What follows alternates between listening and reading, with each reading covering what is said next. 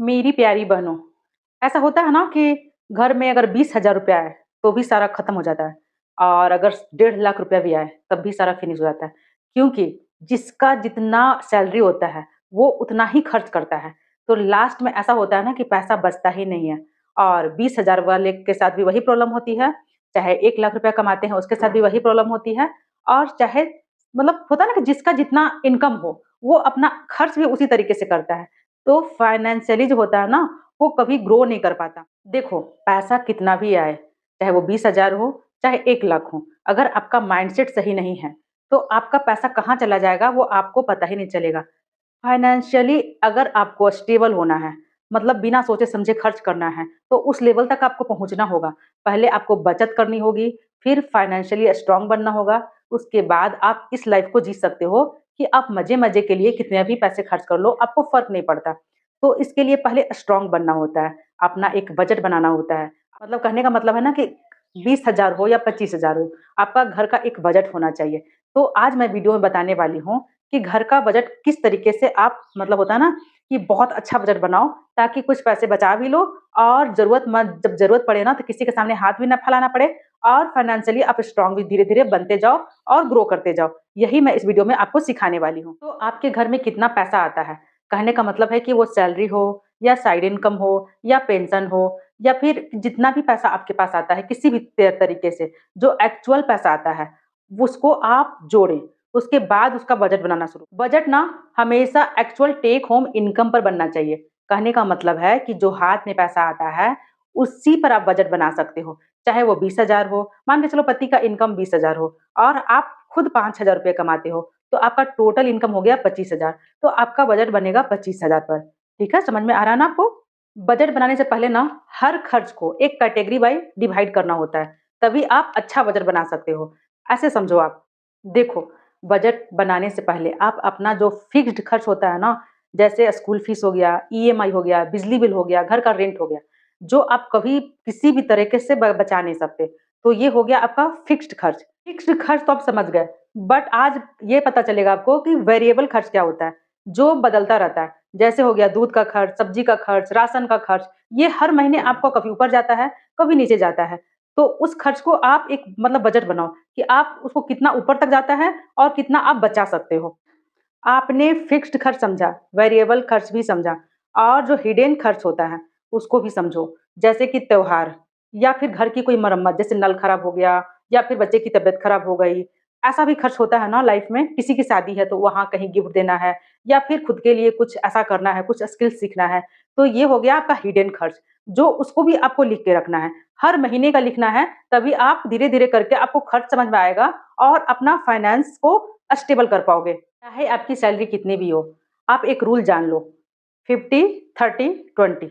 50% मतलब ज़रूरत वाले खर्च, जैसे घर का किराया हो गया, ईएमआई हो गया, बच्चे का स्कूल फी हो गया या फिर बिजली बिल का खर्च हो गया। ये सारा जो आएगा वो 50 में आएगा और मतलब इसमें राशन भी जोड़ लो, मतलब जो भी आपकी ज़रूरत का खर्च है, राशन हो गया, दूध का खर्च हो गया, ये सारा 50 में बाँट लो। अगर 20 से 25,000 भी सैलरी है, तो उसमें भी आप इसमें 50 कर लो और रहा 50, 30, 20।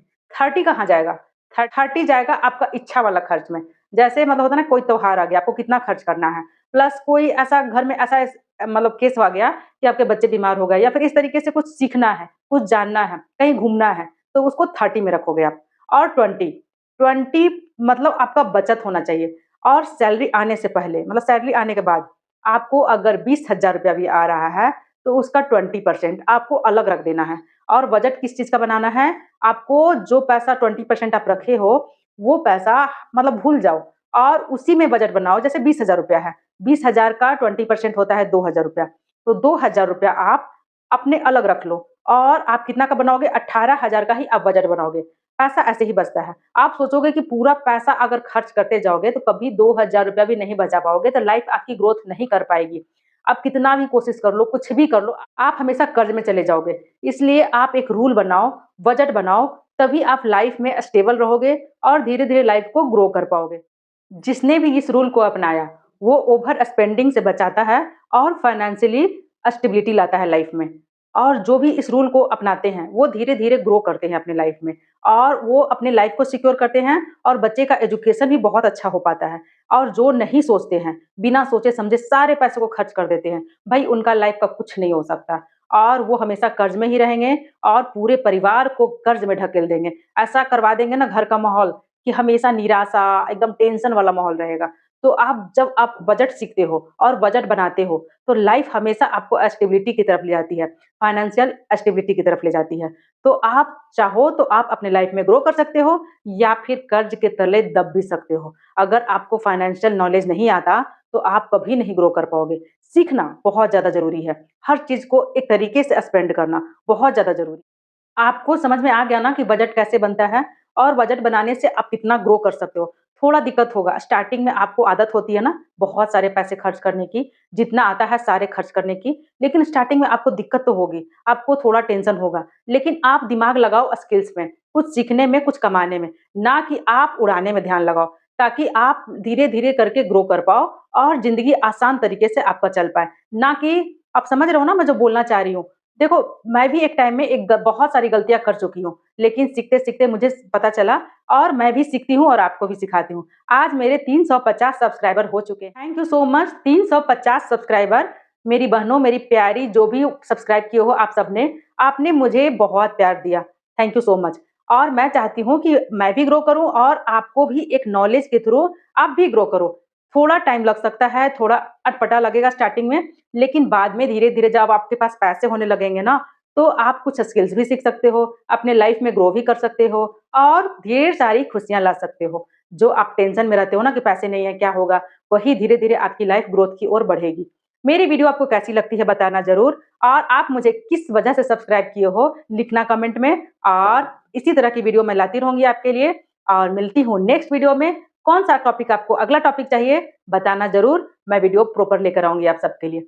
मिलती हूँ नेक्स्ट वीडियो में, तब तक के लिए बाय-बाय। अगर यह जानकारी आपके काम आई हो तो इसे लाइक करें और दूसरी महिलाओं तक जरूर शेयर करें ताकि हर महिला आर्थिक रूप से मजबूत बन सके।